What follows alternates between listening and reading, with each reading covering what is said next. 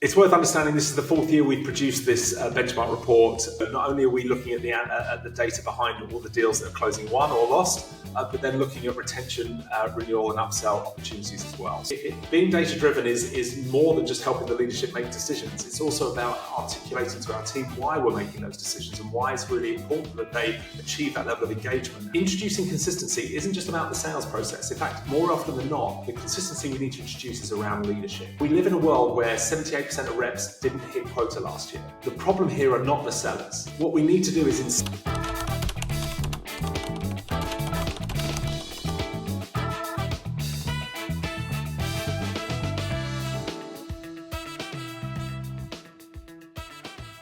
Hey Guy, how are you doing today? Very good, thank you, and thanks for having me on the podcast. Of course, absolute pleasure. So look, you guys just released the Ebsta report. It's out there, fresh off the oven. I want to get into it. Would that be okay if we walk through a quick overview? Because I know a lot of people download these reports, and when it comes to really going through them and understanding and absorbing it, putting into action, we might again forget. So now we have the guy on the call. I want to share the screen and literally walk through it. And then I ask some questions just to understand and for our clarity of what's going on in 2025 when it comes to revenue teams. So if you're up for it, maybe. Yeah, quite happy to. So I'll share my screen and give the audience a quick whistle-stop tour through. But let me start by sharing my screen. It's worth understanding this is the fourth year we've produced this benchmark report. This year was the first time. In previous years, if you're eagle-eyed, you'll notice that in previous years it was called the sales benchmark report. We've extended that out to the right-hand side of the bow tie. So not only are we looking at the data behind all the deals that are closing won or lost, but then looking at retention, renewal and upsell opportunities as well. So hopefully the audience will find that useful. Now, the data that we analysed, over the last year, we've analysed 655,000 opportunities representing nearly $50 billion worth of revenue. The data's come from 387 customers of Ebsta, but also for the first year ever, we did a survey that over 2,000 CROs and VPs of sales were involved in. We gathered a lot of their information around kind of their journey and what they're looking to achieve over the next year as well.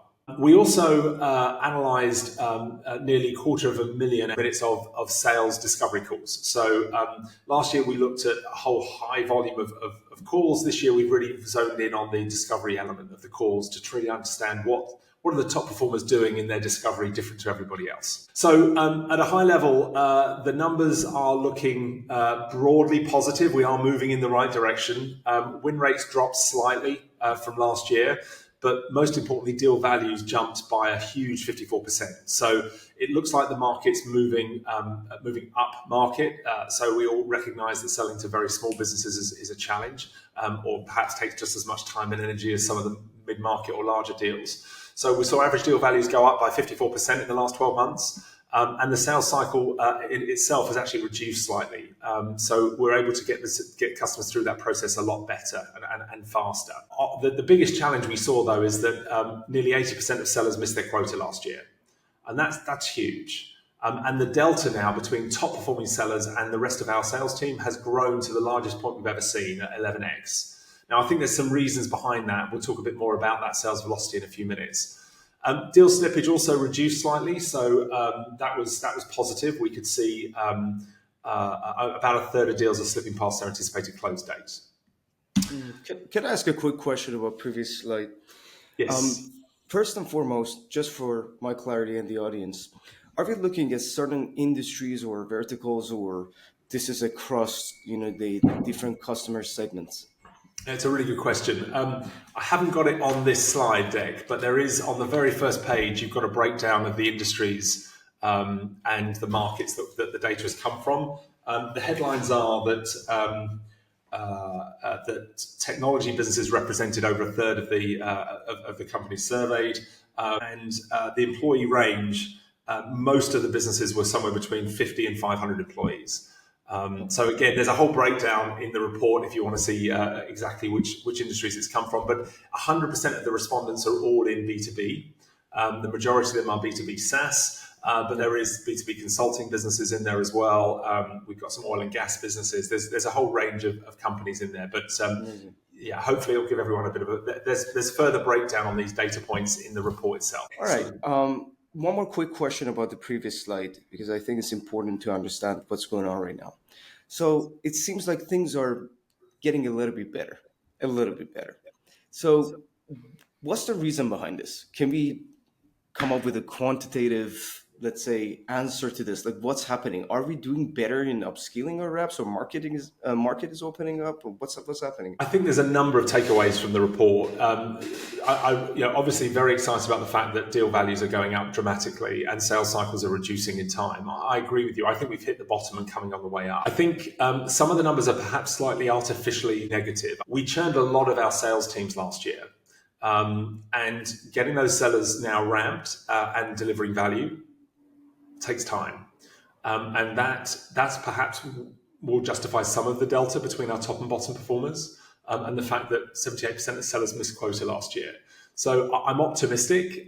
We've seen a lot of investment in standardizing a process. And we're going to talk about a little bit more about that as we go along. The silver bullet here to get more sellers hitting quota is consistency. Really getting under the skin of what our top performers are doing every day at every stage of the sales cycle, whether that's prospecting or discovery or qualification, the way they run their sales cycles, the number of stakeholders they're engaging with, which personas they're engaging with, the way they're qualifying deals out earlier.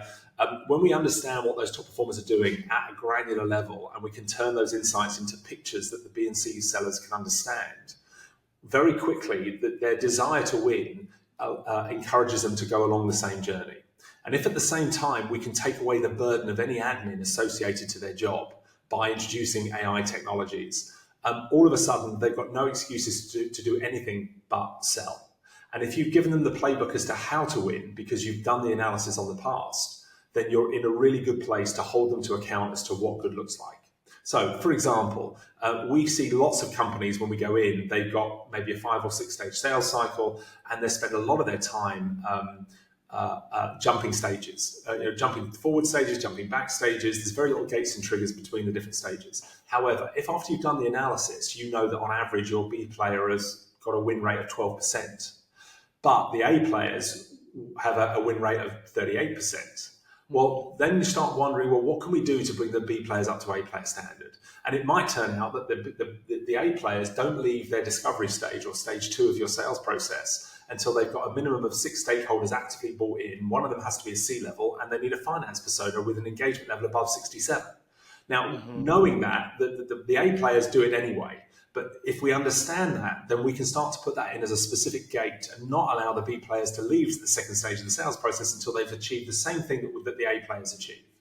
And very quickly, you can start to gamify that and get everybody, as long as you can police it correctly and you're able to hold people to account, you'd be surprised how quickly we can get the B players performing at the similar level to the A players. I talk a lot about sales velocity, and a lot of times people ask the question, so how is that calculated? So I wanted to give your audience a bit more visibility of that. So what we can see is when we look at, these are the 4 metrics that you should be thinking about every day.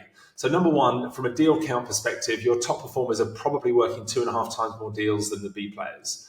On average, we see that their average deal values are nearly 76% higher. And we can also see that the top performers are achieving a win rate that's nearly 50% higher than the B players. We also can see that we know that time kills all deals. So understanding the influence of time on the win rates is really key. So this is the calculation we use to calculate sales velocity or dollars per day worked on a deal. And if you can get the beauty of this model is you can compare people working enterprise versus SMB, because it brings it down to a dollars per day number, and it really helps us to understand who's really giving us the best return. So, looking at the state of go-to-market, we've got the old bow tie here. First of all, looking at the data, there's been a lot more alignment between sales and marketing. We saw conversion rates of MQLs to SQLs up to 68%, which is massively, which is a big increase compared to last year. The volume of leads being worked, though, is a challenge. We saw that it's increased by 20% since last year. So just because we're spending more money on marketing and generating more leads doesn't mean we're going to close more business. because the volume of leads that match ICP really hasn't changed. And so for the B and C players, what we're doing is we're giving them more noise. Right, while the A players have always been very good at picking out the individual opportunities that really match ICP. So the win rate for new logos is sitting at about 19% now, which is slightly down from last year. And revenue retention is also down. So people are really questioning the technologies they've already bought, and they're looking at whether they want to keep them or not. But the expansion and the win rates on expansion is really healthy. If you open up a cross-sell opportunity, you are 45% chance of winning that deal. And we're going to talk a bit more about expansion opportunities a little bit later. So how do we unlock profitable, efficient growth? That's what this is all about. And it's about this question around consistency. So I wanted to highlight this point first. We saw last year 52% of new revenue didn't come from new logos. They came from existing accounts. Okay, so if you're looking at where you're investing your time and energy, if you've got an existing estate of customers, I would argue you should be investing more in trying to glean more revenue from those customers than from new logos. So don't underestimate the opportunities that exist within the existing accounts. We'll talk a little bit more about that as we go on. One of the other really startling stats for me out of the report was that just 14% of sellers are now responsible for 80% of revenue. Okay, so our top performers are really starting to step away from everybody else. And you can see here, again, this is in the report, but I won't go through every line, but there's really interesting kind of consistent data points around how top performers differ from the rest of our sales teams. And so you really should be understanding all this information. If you don't have this data point at your fingertips, you need to bring in somebody who can give it to you. One of the other takeaways we saw from this year was a huge focus on moving our go-to-market motion from having individual single-purpose vehicles doing individual tasks to a much more kind of full-cycle sales process. We're seeing sellers now responsible for not only generating their own pipeline and closing their own deals, but also retaining customers for a period of time, perhaps the first year. Now, in my mind, this has a number of benefits. One is, of course, the customer doesn't have to have these kind of handover points, and inevitably they're never quite as strong as they should be. And if your seller has built enough confidence and trust with the customer for them to sign a contract, allowing them to hold on to that customer and make sure they're being nurtured and onboarded and activated correctly means that you're much more likely to have a positive outcome. But we can also see that win rates are higher and the sales cycles are reduced when there isn't these kind of handovers from SDRs or BDRs through to the sales team. So it is more work, but if we can give our sellers, if we can take away all the admin from our sellers using the latest AI tech, we can actually free them up to be much more customer-centric and take on the full sales cycle. Now, I'm old enough to know this model from before the kind of the Salesforce approach to life came to market, and this is how we used to sell. So it feels like we're going full circle. Now, one of the other data points we looked at is how much time people are actually spending with customers. And again, it's a stark difference between our top and bottom performers. Or average performers are spending less than 2 hours a day with their customers, while our top performers are spending nearly half of their day. So this has a material impact. So try and understand, where are our sellers spending our time, and what can we do to take away those distractions? So, for example, teaching sellers how to qualify correctly is one set of skills. Teaching sellers how to record that information in the system of record in a consistent format is a completely different set of skills. Getting AI to build trust with your customer and qualify them well enough is really difficult. I don't think that's what AI is very good at. Allowing the AI to take responsibility from taking the transcript of that call recording and use it to consistently populate, say, MEDDIC or MEDPIC or whatever the qualification methodology you're using back in Salesforce, and then scoring how well the customer's been qualified, well, that can be done, and it can be done at scale. The beauty of this approach is we can also do it for historical call recordings. So a really lovely story we had with a customer recently. They had a particular set of sellers that were losing deals at late stage, and they thought they had a late stage sales process problem. But when we went back and analysed the call recordings associated to the deals closed, won and lost, and our engine can analyse thousands of hours of call recordings in a day, what we found was that those deals that were closing lost in the late stages, they were never qualified in the first place. They weren't actually in a sales process.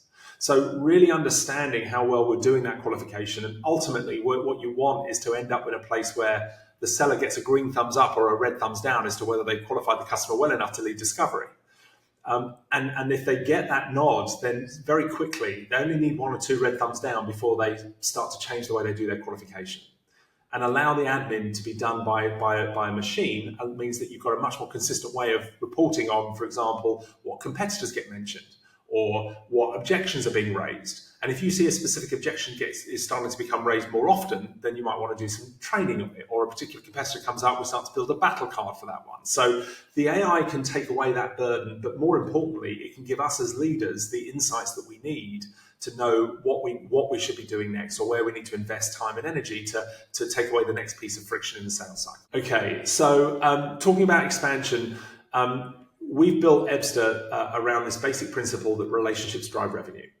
And so one of the data points we bring to the table is understanding momentum or engagement. And we score every relationship the business has with every prospect or customer out of 100. Now, we continue to score engagement after the deal is signed. And you can see from this graphic that when the engagement is above 80 out of 100, the potential for generating a cross-sell or upsell opportunity or an expansion opportunity out of the customer is at 52%. So really maintaining those relationships is absolutely key. Now, a really great data points that came out of this for me, or the most fascinating one that I found out of this was if the last 2 QBRs you've done with your customer prior to the renewal are at the C level, you are 7 times more likely to open a cross-sell upsell opportunity. However, if the last 2 QBRs before your renewal are done with someone below the C-suite, you are 4 times more likely to churn the customer.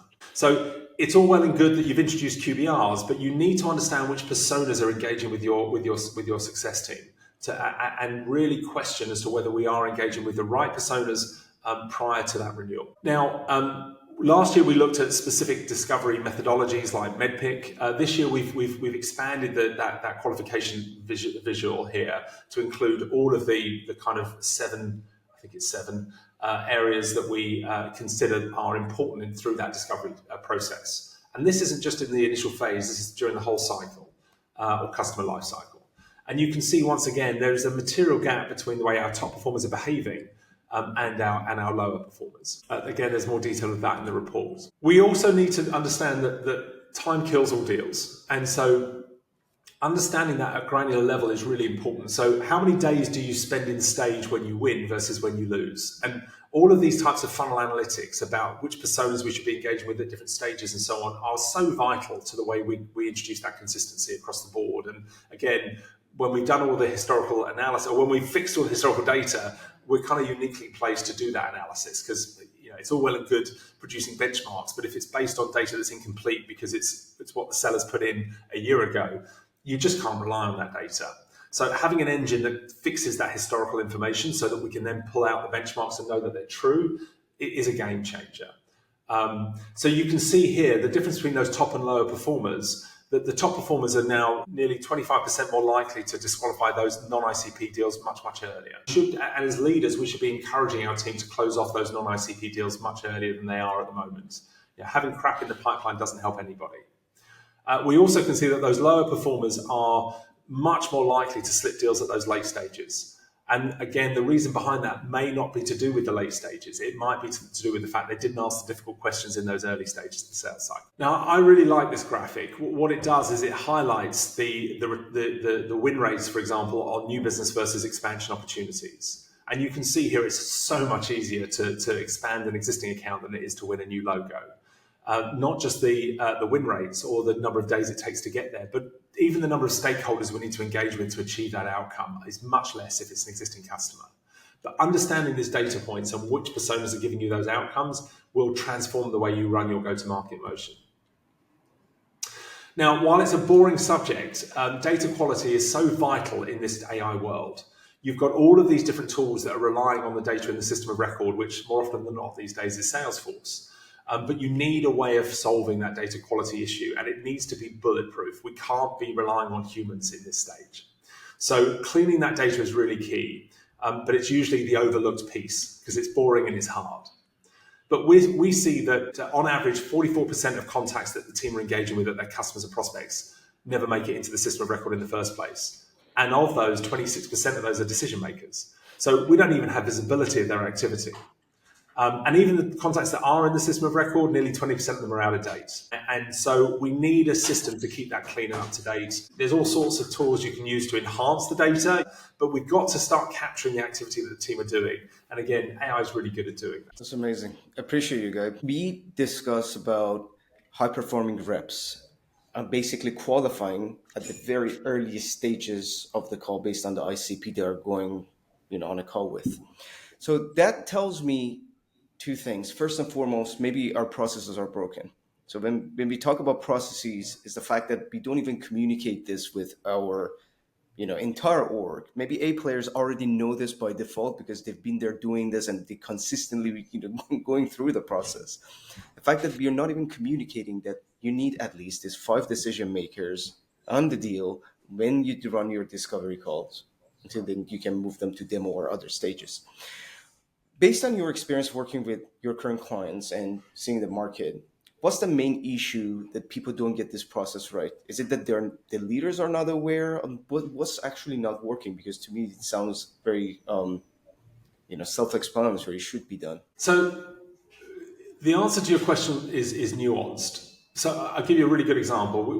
I was in Barcelona in January at the kickoff for a PE-backed software business. They've got about 130 sellers, I think, across the business. They've had a RevOps team now for 3 years. And for 3 years, the RevOps team have been telling the leadership team how they should behave or what levels of consistency they want to introduce into the business. And while people bought into it in principle, in reality, nothing changed. And so you'd have a lot of kind of enthusiasm and willingness to kind of do things in a different way. But then when it came down to it, people were just too busy and they were just focusing on day job. There's a great saying of, too busy fighting with swords to talk to the guy selling the guns, right? What happened when we brought Ebsta into the business was we took those gut feel insights that people kind of knew what they needed to do but weren't getting around to it. And by going back through the historical data and fixing it and then building benchmarks from it and converting that into pictures, suddenly everyone understood. When you show people, look, on average your win rate's 12%. But if we can get 5 stakeholders actively bought in with this much engagement with this finance persona by stage 2, our win rates are 38%. All of a sudden, the penny drops. They understand why you're asking that. Now, if you combine that with better gates and triggers around the stage progression and the ability to prompt people as they go, and taking away any admin burden around that work. So now the reps are no longer responsible for logging how well they're qualifying the customer. They aren't responsible for logging their activity. They aren't responsible for logging their contacts. They're not responsible for any of that. Now, all of a sudden, they've got no admin. The data quality is very, very high because the machine is keeping it up to date. And the insights that they're being prompted on now make sense to everybody. And then you start introducing consistency in the way you do your pipeline inspection or forecasting meetings. So, how much time do we spend in pipeline inspection meetings where we've got the seller picking out the one deal they're doing really well on and telling us how great they are and how much they love us and they're definitely going to buy? I'm not interested in any of that. What I want to do is get into the nitty gritty of what do we need to do to unstick these problem deals. And if you can't unstick that problem deal, either we need to close it off as lost or we need to assign it to somebody else. And having a consistent approach, knowing prior to the pipeline inspection meeting what questions are going to be asked, because they're all inside Salesforce, because we list out all of the things that are going well and all the things that need attention on the opportunity record. So the seller knows what they're going to be asked. The manager is able to be very specific about their questions and what the next steps are, because they're all described in the system. And they're all based on the benchmarks. And everyone knows what the follow-up actions are because they're all laid out easily. So introducing consistency isn't just about the sales process. In fact, more often than not, the consistency we need to introduce is around leadership. We live in a world where 78% of reps didn't hit quota last year, where just 14% of sellers are responsible for 80% of our revenue. This is not sustainable. The problem here are not the sellers. Churning a third of your sellers every year and then replacing them with everybody else's third of sellers that miss quota doesn't make any sense. What we need to do is instead invest much more in introducing that level of consistency and own it as the manager and show them how to win. And as long as we've got sellers that are hungry, that want to win, and we've done our job in showing them through the playbooks as to how to win, and we've taken away any distractions from them, the speed in which they end up getting close, much closer to the A players is so fast. I'm talking about in quarter, you will see a step change. So it's not rocket science, but you have to have a data-driven approach to these things. Completely agree with you. This is really fascinating what we can do today, using leveraging technology, because to your point, we can automate the admin work, CRM updates, taking notes, finding patterns for what a good question or bad one might look like. Do you believe your reps burn leads practicing on client calls? When it comes to giving them one-on-one coaching sessions, you just don't have the bandwidth, so you get rid of them altogether? Or maybe you notice that your team spends a lot of time on non-revenue tasks like taking notes, updating CRM, or drafting emails. These are the exact challenges we solve for other revenue leaders like yourself. With Sell Me the Spend AI Coach, you can offer your reps role-play sessions at scale while automating one-on-one coaching sessions based on your best practices and methodology. Also, AI will take care of all their non-revenue tasks, like note-taking, CRM updates, draft the email for them, so they can focus on constant improvement while you're focusing on one thing and one thing only: revenue growth. If you're interested in learning more about the clients we are working with or use cases that might be beneficial to you, check us out at sellmethespend.ai. But I think, to your point, if we don't have the buy-in from the leadership, and that comes with the culture and understanding and humility to accept the reality based on data in front of us and really put into action, some work that we can bring, change as a transformation rather than just a patchwork. To your point, let's get rid of all of our BC players, and maybe we can hire more superstars from other companies that have no idea about how to sell our product in our industry. So I think we need a massive change, and it's a mindset shift. Now, a quick question about what you mentioned about 46%. I'm not sure if you remember the number correctly of companies basically shifting toward more having full cycle sales model, like the good old, past sales, that we had to own everything from prospecting to helping the customer after the sales is done. So what companies need to really have in place to be able to at least test out, let's say, this model to see if it really works for them or not? I think with anything with a sales team, if you're facing any resistance to change, the right way to do things is through kind of what I call FOMO, right? So pick a small department or division and do it just with them, and then make it clear that everyone else isn't allowed in this special team. And then when you start to see the results come through, then others will grasp for it. But look, unless you're in a very specific market where everyone's hitting quota and everyone's fine, and if you are, then your quotas are too low. But the reality is that we need sellers that are open to this change, and all the top performers are generating their own opportunities. We see consistently the top performers are 3 times more likely to self-source their own opportunities. So if your sellers are not going to industry events, if they aren't going out there trying to source their own because they think they're too big for their boots, all I can tell you is that I'm the CEO of this business. And we've got 380 customers, and I'm still a source for new revenue. And in fact, if I'm not at the top of the leaderboard of SDRs in the business, then I want to know why, right? So now maybe I've got an unfair advantage because I've got the CEO title, but we are all responsible for top of funnel activity. We are all responsible for looking after our customers, and actually there's some real benefits here, because if the sellers continue to earn commission after the deals are closed, then they don't need to win the whole customer day one. All they need to do is get the damn deal signed. And actually, what really matters is the onboarding and activation, because if they have a positive experience, the chances are they're going to spend more money with you very, very quickly. And you really want a professional salesperson responsible for that, rather than a success person who's worried about activation. So there's a role for all of us across the board, but consistently we've seen this is the approach that's generating the best possible outcome. Mm-hmm. It's a really good perspective when you think about what's happening right now with AI. Everybody's worrying, I'm going to get replaced. No, if you own it, if you learn how to really manage the full cycle, I would argue with anyone that you can, get rid of a salesperson who can build human to human relationship from stage 0 till, end of, hopefully, it's a, contract that expands and stays with the company, but 3-5 years, at least in SaaS, you really keep a good, healthy relationship with your client. That's, invaluable. But I think the challenge we might face with moving towards this full cycle sales is Putting willpower aside, to your point, I'm the CEO of my own company. I still prospect. I still, hustle to get my deal done. I still, handhold my clients because that's what we do. Like we are in sales, and I think if you don't enjoy doing all this stuff, you're in the wrong profession.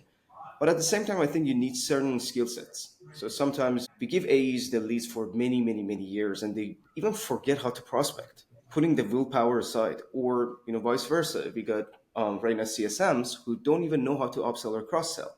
So I think there is a level of skill improvement need to be in place, and based on again clear data, as you said. Let's see what's actually working for our high performing reps, and then upskill the rest of the team to be able to actually do the same. And incentives drive behavior, right? If you've self-sourced an opportunity, maybe you get paid more on it. Try and work out what incentives are going to lead to the best results. And step one is work out what achieves the best results. And one of the big learns from last year is people spent so much more money on marketing in 24 than they did in 23. But it didn't necessarily change the outcomes. If anything, if you're not careful about ICP, you can end up confusing your sellers, especially if they're not particularly mature in your space. You don't want them working just any old lead coming through. It really matters that they're focused on the right ICP. So, marketing dollars doesn't always save the day. Now, you mentioned something about many leaders right now, many revenue orgs are making 52% of their revenue, if I'm not mistaken, through expansion opportunities. So for the CROs watching this, like what would be the go-to-market strategy to capitalize on expansion opportunities? Because we have the data to prove that, okay, it's working. We need to actually focus on it without neglecting new business acquisitions. Well, look, first of all, you need to make sure that those numbers ring true for you. So, when we onboard a customer, we produce an insight report for every customer, and it's a 60-page deck analyzing the whole go-to-market motion across the organization. So once we fix the data, we do the analysis, and as a CRO, you'll get a full audit of what's going well and what needs attention. But on the assumption that you've got a mature model, you've got existing customers, and you've got a success team that continue to cross-sell, upsell, I suspect you'll find that last year that team were more successful at generating new revenue from existing customers than perhaps the sales team were at generating new revenue from new logos. Now, if that's the case, even if you believe you can achieve that, what we need to do again is become a lot more data-driven in the way we support our customer base. Now, there's a whole host of data points around usage and ROI and the value you're giving your customer, and I can't control any of that. But what we can control is which personas within our customers we're engaging with. And I would argue, I don't think I've ever gone into a customer, and when we look at the top 20% of their customers, where they are as multi-threaded as they should be, where they've got the right level of engagement with their customers, and they're having the right level of engagement.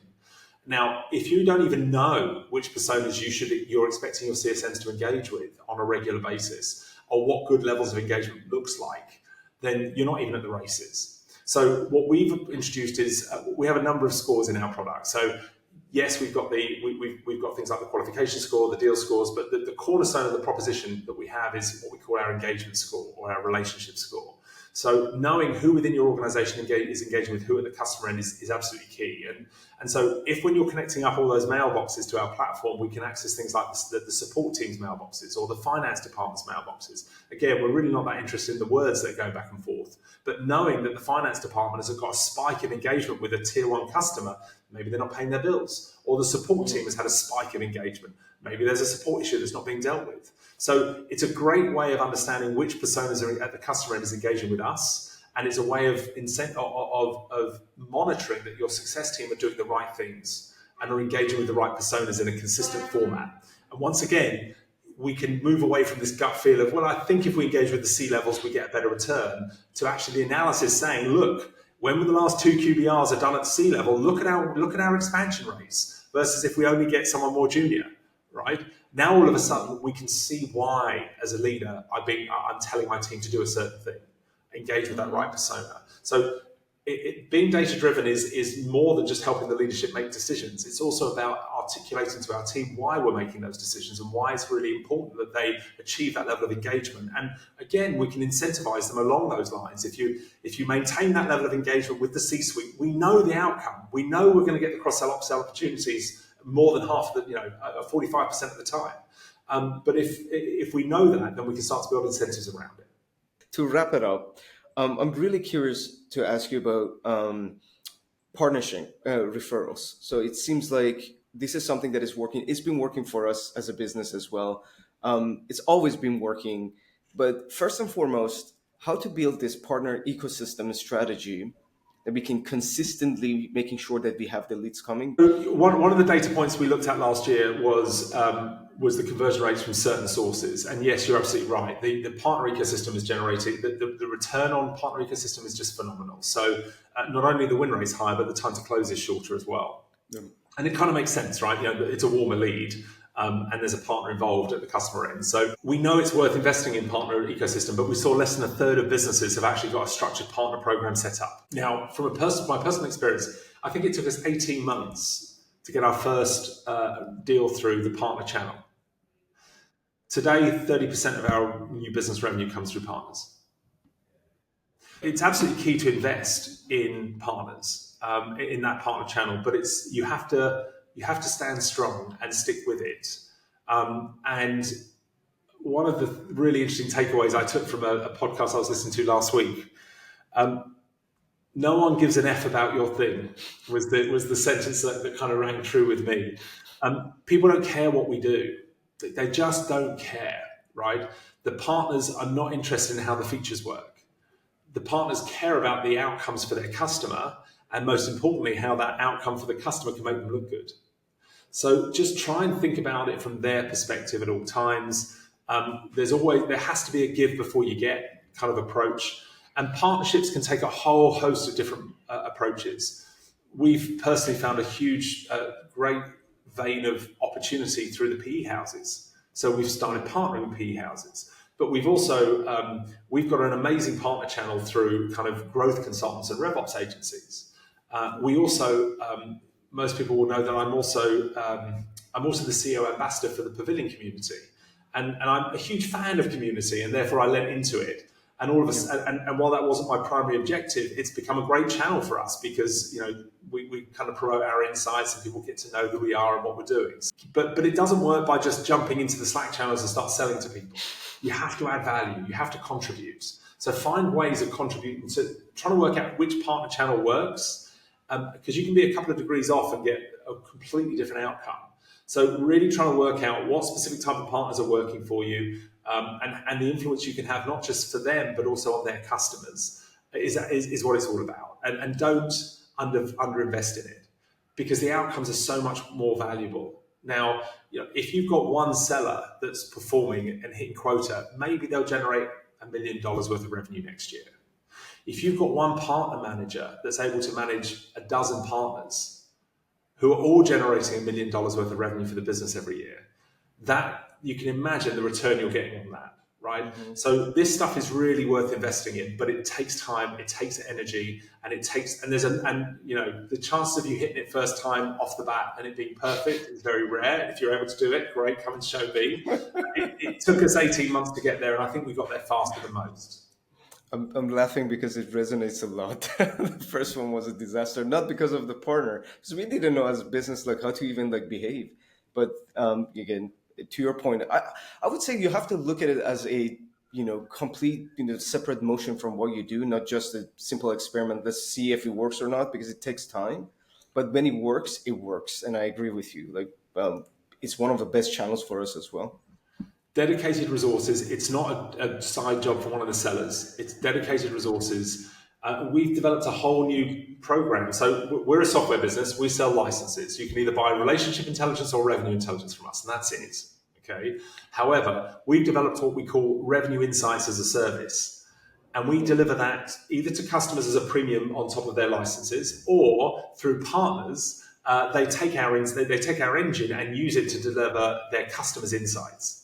Now, we weren't able to, that wasn't even something that we did when we started the partner program, and now it's a core standalone component. And our partners are taking our revenue insights as a service out to their customers and blending them with their own audits. And it's been game-changing for us. I think our win rate's about 80% off of customers that take that revenue insights as a service kind of report from one of our partners. The conversion rate for us is sky high. This is amazing. Very smart. Last question. So right now we're talking about partner programs. We're talking about more an alignment between marketing and sales this year. How do we make sure that we can measure our marketing activities, billion dollar question, that they actually support our revenue growth? Because right now, dark social is a big thing. Like being engaged in social media, doing podcasts like this. How do we actually measure the efficacy of these practices? I know it's a little bit beyond what we discussed, but because you mentioned about marketing and sales being closer, it seems like there's some data around that. Have you considered basically bringing this unknown data to it as well? Is there a way to measure it? This, again, as I said, is a loaded billion dollar question. I don't have answer to it. So Look, the short answer to your question is it's different for different businesses. Marketing's been a lot more data driven for a lot longer than sales has. So your marketing department should know the ROI on different motion. It is very difficult to measure, and a lot of businesses have made a lot of money out of the dark arts in that space. My suggestion, I think a lot of businesses make the mistake of trying to boil the ocean, when in fact they may only need to do 75 deals over the next 3 years. Well, that's 2 a month, right? So why are we trying to educate the whole world? If we need to do 75 deals, okay, let's warm up 200 companies over the next 3 years, right? So who are the 200 companies you need to warm up? And really be that focused on it. So for me, the area of marketing I'm really passionate about is how marketing can be used to warm up the right personas at the next stage of the sales cycle, right? Because if we know we're going to need 9 buyers in our 9 stakeholders in our buying committee, but we're only engaged with 3 or 4 of them in these early stages, well, who are the buyers we need to get engaged with down the line? And how are we going to warm them up? And what can marketing do in the background to make sure these people are targeted and familiar with what Ebsta does before we get to them? And for me, that's the next dark art that's coming, is how marketing and sales align, not just top of funnel, but across the whole customer life cycle. And the same applies even once they're already a customer. You're keeping them as a customer. Marketing has a role to play there as well. So I suppose my caution here is what we see time and again is we underhit, we miss quota, so let's spend more money on marketing. And then when we look at the results of that, the number of deals that come through that match ICP hasn't changed. Mm-hmm. All we've done is made our salespeople's lives harder by giving them more to aim at, more noise to try and sift through to find the gold. So I would really encourage you to work. Maybe you've got a mass market approach. Maybe you need to sign thousands of customers every month, and that's great. But if that's not the case, I would encourage you to be thinking about what's going to generate the most amount of ICP opportunities, rather than the vanity metrics of how many likes you got or how many people filled in a form. We found that last year, our 2023 benchmark report was the most popular report we've ever done. Mm-hmm. And we forgot to tell people what Ebsta did in the report. So we had people coming inbound to us because they thought we were an analytics business, right? Mm-hmm. So, okay, we warmed up the market. Ebsta was famous. Great, okay? We didn't sell any more deals. People didn't know that we were a revenue intelligence platform, right? So you've got to be careful at generating the right leads is what I would encourage you to think about. It's not, more doesn't equal more. Fantastic. Look, we just finished it on a high note. Appreciate you taking the time. Great information, great insight. Guys, if you want to reach out to Guy, we will share all the information and everything at the end of this podcast by all means. And until next time, goodbye. Appreciate you. Thank you, Michael.